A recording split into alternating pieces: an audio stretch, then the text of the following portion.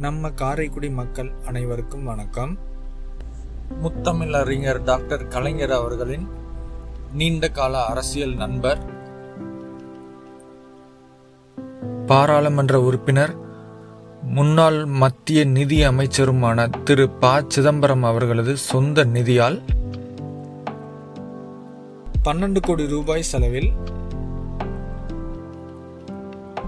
31,000 சதுரடியில் செட்டிநாட்டு கலைநயத்தில் லட்சுமி வளர்தமிழ் நூலகம் உருவாக்கி இருக்கின்றார்கள். நமது காரைக்குடிக்கு தமிழ்த்தாய் கோவில் கட்டி தமிழுக்கு பெருமை சேர்த்ததோடு இல்லாமல் தமிழ் இலக்கியத்திலும் நமது காரைக்குடியின் பங்காக வளர்தமிழ் நூலகம் அமைய இருக்கின்றது.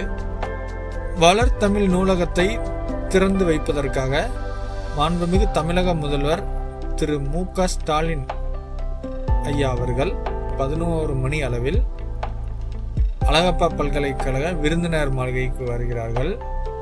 அவர்களை அழகப்பா பல்கலைக்கழக துணைவேந்தர் முனைவர் ரவி அவர்கள் வரவேற்கின்றார்கள். அழகப்பா பல்கலைக்கழக ஆடிட்டோரிய வளாகத்தில் உள்ள அரங்கத்திற்கு